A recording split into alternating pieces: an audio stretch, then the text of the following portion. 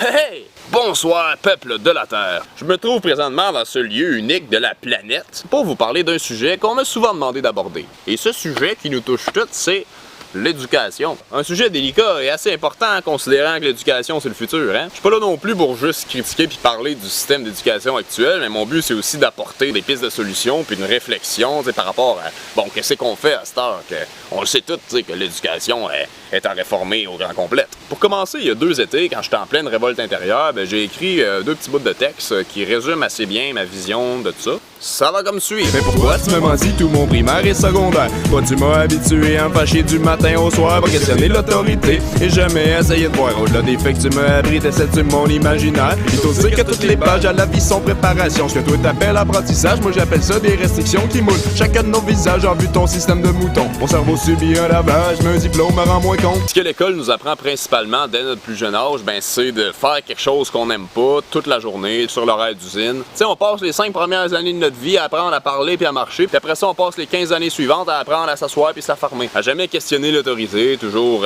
accepter ce qu'elle nous dit, c'est la vérité infuse, l'autorité, les grands ils ont raison. Ça nous apprend que quand on a un problème à résoudre, il y a une seule bonne réponse puis une seule démarche à y arriver. Tu sais, il y a juste A, B, C ou D puis il n'y a pas d'autre choix de réponse. Alors que dans la vraie vie, il n'y a pas une seule bonne démarche puis il n'y a pas une seule bonne réponse. Il y a une infinitude de bonnes réponses puis de façons de résoudre un problème. Puis je pense que le pire dans tout ça, c'est que le mode d'apprentissage est fait pour une sorte d'humain, une façon d'apprendre. Alors qu'il n'y a pas un humain qui apprend comme l'autre. Oui, la façon d'apprendre est adaptée à certains et certaines, mais vraiment pas à la majorité. La grande majorité apprend d'une toute autre façon. Comme dit mon bon chum Einstein, tout le monde est un génie. Mais si tu juges un poisson par son habileté à grimper un arbre, il va passer sa vie à penser que c'est un idiot. À part de ça, Éducation égocentrique, alors stratégie politique, oubli, passion, compassion et toute forme de pensée critique. De toute façon, bref, chance pour la santé économique, compétition, séparation sur les raisons des Olympiques. Actuellement, on apprend la compétition au lieu de la collaboration. On apprend à descendre les autres pour se remonter parce qu'on veut pas que les autres réussissent. La cotère, c'est comme l'affaire la plus absurde au monde. C'est comme, pour réussir, faut que tu sois meilleur que les autres, donc t'as pas le choix d'avoir une grande majorité des gens qui échouent pour que toi, tu puisses réussir. Fait que tout ça fait que tu crains le succès des autres, puis t'es en compétition, t'espères tout acquérir par toi-même, puis t'as peur que les autres te volent tes idées parce que là, ils vont réussir plus que toi. Fait que tu gardes tout pour toi-même. Faut que toi, tu te démarques parce qu'on est dans un système individualiste, on vise le succès individuel, mais quand on switch ça de bord puis qu'on vise le succès collectif, on n'a plus peur de la réussite des autres parce que leur réussite, c'est aussi notre réussite. On passe de la compétition à la collaboration, puis je veux dire, on met nos forces ensemble puis on devient vraiment plus fort ensemble. On n'a plus peur de se faire voler nos idées parce que les autres vont plus réussir que nous autres. On est comme, prends-les mes idées, partage-les. On veut que tout le monde réussisse, puis les gens aussi nous partagent toutes leurs idées, fait qu'on devient tous comme super successful. Au lieu de descendre les autres, puis de les rabaisser sur leurs points faibles, pour espérer ensuite se remonter nous autres, puis avoir l'air moins noob qu'eux autres, puis moins de la merde qu'eux autres, on remonte les autres, puis on les encourage, puis on les félicite pour leur bon coup, puis je veux dire, après ça revient, tu sais, quand tu donnes, tu reçois 2 fois plus. On se fait féliciter puis encourager nous autres aussi, puis les autres nous aident à devenir encore meilleur, puis je veux dire, tout le monde est gagnant. Pourquoi faudrait tout le temps qu'il y ait des perdants quand on peut tout être gagnant? Le système d'éducation actuel est dans un mode monoculture. On crée une sorte d'humain bien conforme qui va consommer puis qui va, tu sais, l'humain parfait pour les dirigeants. Et comme dans toute bonne monoculture, tu reçois la vérité infuse d'une seule entité qui a la solution magique, la recette miracle. Puis là, tu vas rester pogné avec tes semblables dans un environnement fake forever. T'oublies que t'as tellement plus à apporter au monde que de répondre aux besoins du système. On te spécialise tellement dans ta branche que t'en oublies tes racines. C'est sûr qu'ils vont juste te parler de tes capacités qui vont servir le système. Tout le potentiel qui te reste, on va le prendre puis on va l'écraser à néant. Parce que c'est pas utile, ça fait du monde ou des plantes libres. Alors que dans un système plus permaculturel, c'est un cercle et non pas une pyramide qui reçoit tout d'en haut. Tout le monde a quelque chose à apporter au cercle et à faire grandir le cercle. Il n'y a pas de vérité infuse ou de solution magique. Chaque composante du cercle a quelque chose à apporter aux autres et ça fait qu'ensemble ils s'aident à grandir et ne dépendent de personne d'autre. Aussi le fait qu'on soit genre 30 élèves par classe, là ça restreint encore plus nos possibilités d'avancer parce que là on est restreint de s'adapter au rythme de tout le monde, au rythme d'apprentissage de tout le monde. Moi par exemple, ma mère m'avait appris à lire et à écrire avant même que j'aille à l'école, puis je savais comment écrire sans ces règles-là, puis là chaque année on voyait les mêmes règles de grammaire, puis un peu plus approfondies, mais on voyait ça à chaque année, moi je m'emmerdais. Fait que là, j'écoutais pas. Au moins, je pouvais comme m'échapper de ça en écrivant puis en faisant d'autres choses, tu sais, mais pour quelqu'un qui s'appelle... Quelqu'un que sa passion est dans quelque chose d'autre, dans quelque chose de physique, t'es condamné à rester cloué sur ta chaise puis à écouter ça. C'est un petit peu absurde. Puis l'école, c'est très rationnel, c'est super focusé sur l'hémisphère gauche du cerveau, c'est le côté rationnel. Puis ça laisse complètement de côté l'hémisphère droit du cerveau, toute la créativité, puis tout l'intuitif et tout. En donnant 1000 fois plus d'importance aux maths qu'à l'art, c'est un gros problème, là. C'est aussi important, sinon bien plus important, l'art. Puis en fait, c'est qu'en forçant pendant des années les jeunes à apprendre des affaires de même, des choses qui les démotivent, qui savent pourquoi on apprend ça, ça va servir à rien. Ce que ça a comme conséquence, ces jeunes, c'est que ça enlève complètement le goût d'apprendre. Quand les jeunes, ils sortent de l'école, sont saturés d'informations, saturés d'apprentissage. Ça fait qu'ils associent l'apprentissage avec des choses qu'ils aiment pas, puis ils perdent complètement le goût d'apprendre. Fait qu'oublie ça, ils ont plus le goût de continuer de s'informer, puis d'apprendre des choses par eux-mêmes, parce qu'ils sont comme fuck ça, fuck les apprentissages, c'est de la style de merde. Fait que ça fait une culture complètement abrutie qui ridiculise le monde qui ont des connaissances, puis qui apportent des faits, puis des théories, puis des réflexions, qui prônent le fait de faire des affaires connes, puis ils réfléchissent, puis ils ont juste aucune envie de réfléchir, puis juste envie de se saouler, de geler la face, tu sais, YOLO, là. Puis en plus, avec comme motivation d'apprendre la peur, c'est la pire façon de donner le goût d'apprendre. Comme disait mon autre chumé Stanley Kubrick, je crois que la grosse erreur des écoles est d'essayer d'apprendre quoi que ce soit aux enfants et d'utiliser la peur comme seule motivation. La peur d'avoir de mauvaises notes, la peur de ne pas rester avec sa classe, etc. L'écart entre l'apprentissage résultant de l'intérêt plutôt que de la peur équivaut à celui entre une explosion nucléaire et une allumette. Quand t'es passionné par quelque chose, tu retiens tout.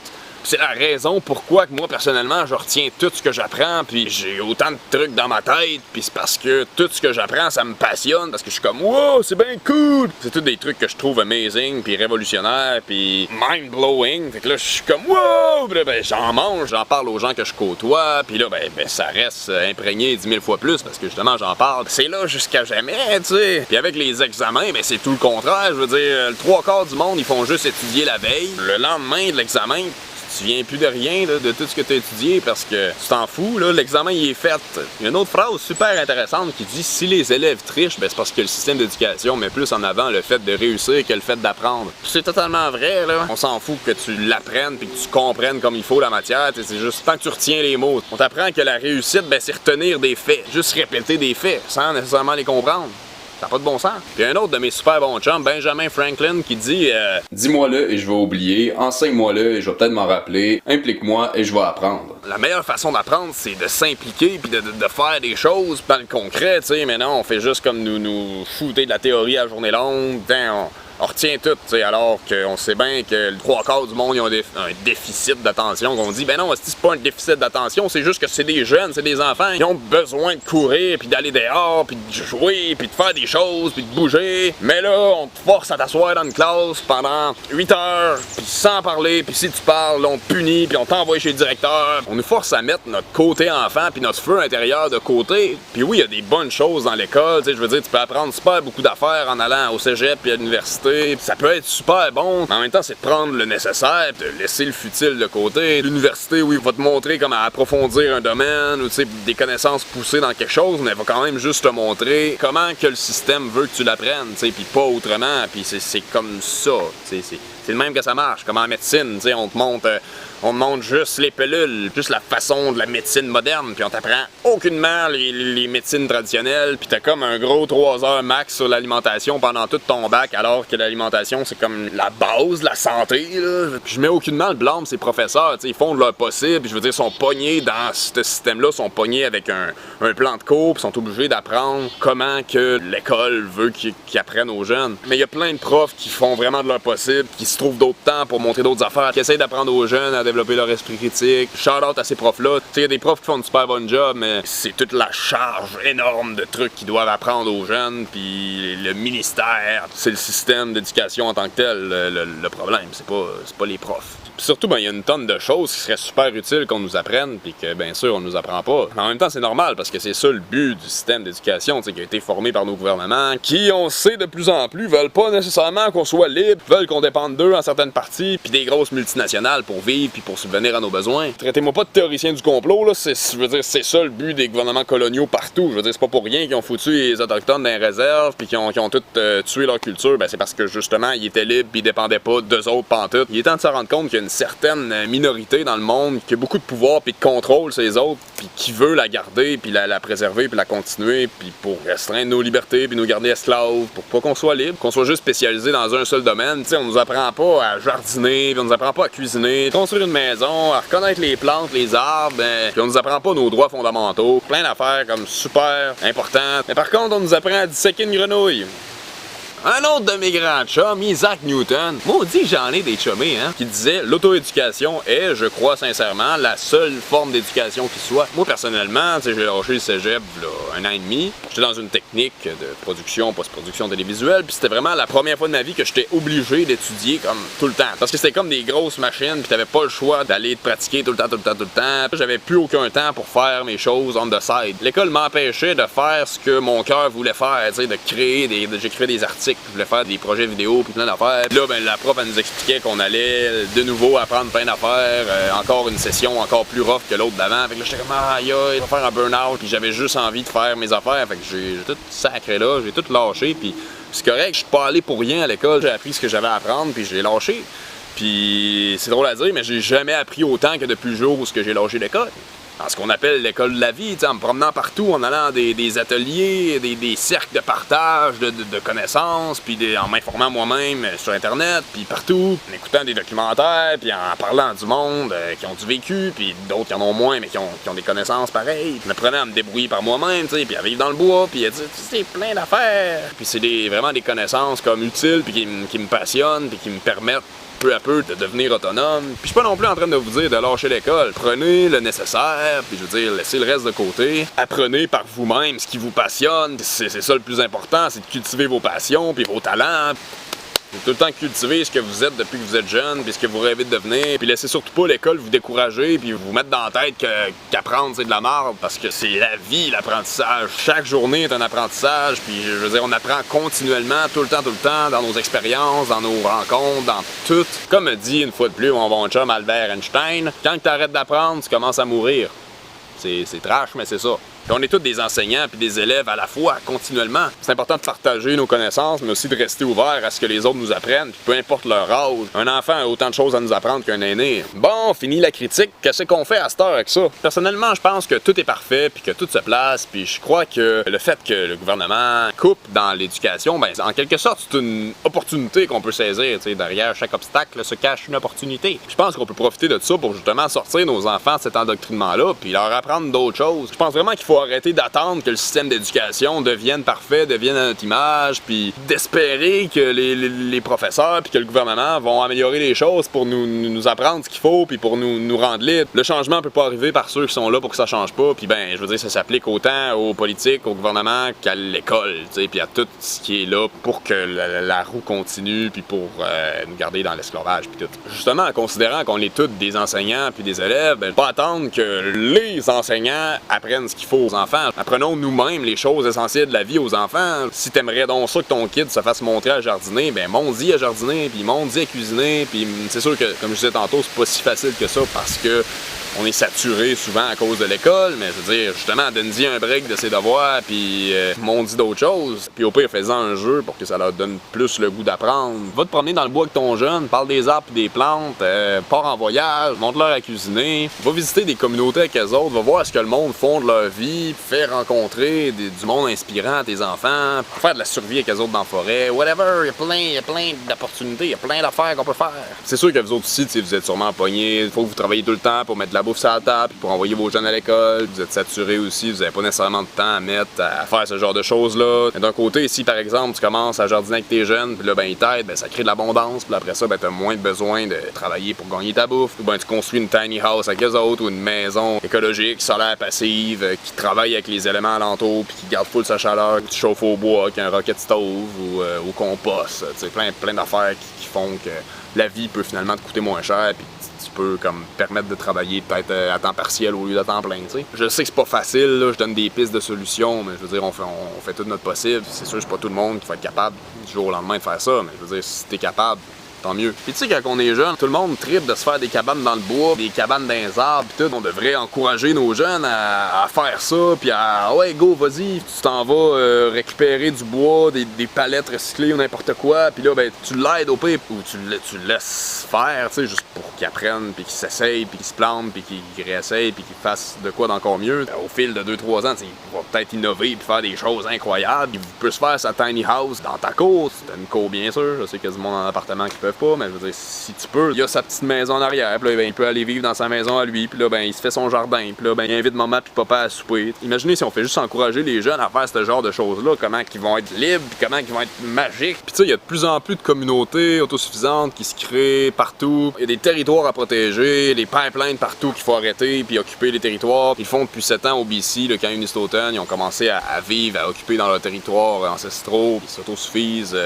Avec la place, avec la bouffe dans le bois, avec la permaculture. Il y a le camp Standing Rock au Dakota du Nord qui occupe depuis avril dernier contre les pipelines aussi. Il y a les zones à défendre en France. En tout cas, name it, là, il y a des territoires à défendre partout, puis ça va être exponentiel comment il va en avoir de plus en plus. Tous ces lieux-là, toutes les communautés vont devenir des lieux d'apprentissage et de guérison, des vraies écoles de la vie. On va faire ça partout, des camps, mettons dans le parc de la Vérandrie pour arrêter la déforestation, puis des trucs comme ça. En même temps, on va pouvoir amener les jeunes là-bas, les jeunes de partout pour réapprendre la vraie vie, pour avoir de quoi faire, de quoi de passionnant, de quoi d'autre que de juste comme rester pogné dans les villes, puis ben je l'ai à la face, ou tu sais, on sait tout là qu'est-ce que ça fait là, de rester pogné dans une ville, puis là en plein hiver, puis là t'as rien à faire, fait que là qu'est-ce que tu fais, ben tu te drogues.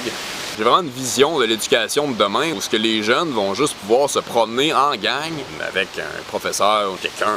Ils vont aller n'importe où, vont aller dans le bois, vont aller d'une communauté à l'autre, d'une place à l'autre pour tout voir ce que les gens font de leur vie, pour tout voir les expertises que les gens ont. Disons, dans cette communauté-là, il y a du monde qui font du linge, il y a du monde qui font de la bouffe, il y a du monde qui font telle sorte de maison. Là, dans une autre communauté, il y a d'autres mondes qui font une autre sorte de maison, il y a d'autres mondes qui font une autre sorte d'agriculture. Il y a du monde qui font des jeux vidéo, ben des machines super durables faites pour toffer. Il y a des scientifiques qui font des recherches, il y a du monde qui cueille des plantes, il y a du monde qui font de la transformation de bouffe. Tu sais, name it, toutes les choses qu'on peut faire dans la vie pour subvenir à nos besoins individuels et collectifs. Tu sais, quand on est jeune, on a toute envie de devenir quelque chose. Mettons, moi, quand j'étais petit, je voulais devenir fermier, puis après ça, je voulais me partir à un resto. Tu sais, ben, toutes ces choses-là que je voulais faire, imaginez que j'aurais pu les faire tout de suite. Tu sais, c'est pas d'attendre à plus tard, c'est tout de suite. Je peux les faire, je peux essayer. On pourrait apprendre n'importe quoi à n'importe quel âge. Je veux dire, on est des éponges quand on a 4-5 ans. C'est le meilleur temps pour apprendre tout. Apprendre à devenir ce que tu veux. Fait que ces jeunes-là qui iraient d'une place à l'autre, ben, verraient tout ce que les gens font, toutes les possibilités de la vie, tout ce qu'on peut faire. Puis là, à un moment donné, il y a quelque chose qui les branche super gros. C'est comme, wow, ça c'est trop fait pour moi. Fait que là, ben, ils restent là, puis ils apprennent ça, puis ils continuent. Puis là, ça les passionne full. Puis là, ils deviennent genre des beasts, là, des super heroes. Quand ça leur tente plus, ben, ok, je vais aller essayer de quoi d'autre, puis là, ben, il s'en va ailleurs. Ça serait de laisser l'enfant à lui-même, de le laisser découvrir la vie, suivre ses passions, développer ses talents à fond, faire ce qu'il aime. Ça changerait tellement tout. C'est ça qu'il faut, si on veut être libre un jour, ben, c'est d'arrêter d'imposer des choses à nos enfants, puis d'arrêter de les endoctriner dans des choses, puis dans ce qu'on veut qu'ils soient. C'est juste les guider, juste leur montrer des avenues, puis leur laisser faire leur propre chemin, puis devenir qui c'est qu'ils veulent devenir. D'arrêter de les surprotéger, puis laisser se planter, puis se faire mal, puis faire leurs expériences. Si tu te plantes pas, tu pousseras pas. Puis anyways, on le sait tout, si on force les jeunes à être quelque chose qu'ils veulent pas nécessairement être, ou à faire quelque chose, à la place de les laisser eux-mêmes, aller vers quoi qu'ils veulent aller, ils vont juste se révolter contre ça, puis faire complètement le contraire de ce que vous allez vouloir les obliger à faire. Faut leur faire confiance, les jeunes, ils en savent plus qu'on pense, puis ils savent où c'est qu'ils s'en vont. Puis là, suite à ça, ben tout le monde va avoir plein de compétences en plein d'affaires, plein de talents en plein d'affaires, puis on va tous pouvoir dépendre des uns des autres pour avoir une belle vie. On va pouvoir être riche à nouveau, même si le système financier plante, même si n'importe quoi. Tout ce qu'on a besoin, c'est de compétences, de connaissances, puis de temps. On partage ça ensemble, soit gratuitement, soit avec de l'argent local, soit avec du troc. Je veux dire, il n'y a pas une façon de faire. Pourquoi qu'on serait pauvre si on a tout ce qu'on a de besoin, puis si on dépend juste des uns des autres, comme que c'était le cas avant, puis que ça a toujours été le cas avant qu'on dépende des grosses multinationales, puis du IGA pour manger, puis du Walmart pour s'acheter des cossins. Fait que ça va juste garantir notre prospérité éternelle. Puis c'est ça, je pense que ça vaut la peine qu'on mise tout là-dedans, parce que comme le dit mon autre grand chumé Prince EA dans sa vidéo sur l'éducation, il dit les étudiants c'est peut-être 20% de la population, mais c'est 100% de notre futur. En tout cas, c'est pas mal ça qui résume ma vision de l'éducation, puis je crois que fois de plus que le changement, il va arriver de nous autres. Si on veut un système d'éducation à notre image, ben c'est à nous autres à le créer de toutes les façons possibles. T'sais, moi, j'ai fait des suggestions. Il n'y a pas une seule façon de faire. Si vous avez d'autres idées, mettez-les dans les commentaires. Une prometteuse discussion, hein. Fait que c'est ça. Oh, les belles couleurs d'automne! Les Français, ils vont capoter, ils ont jamais vu ça! Retour aux sources. Pouvoir au peuple. Vote for nobody. And vote intelligently with your money. Free yourself to free the world. Notre révolution! Wow! Tant attendu est arrivée. Et elle est verte. Oh, comment je descends à cette heure? Mais pète la gueule.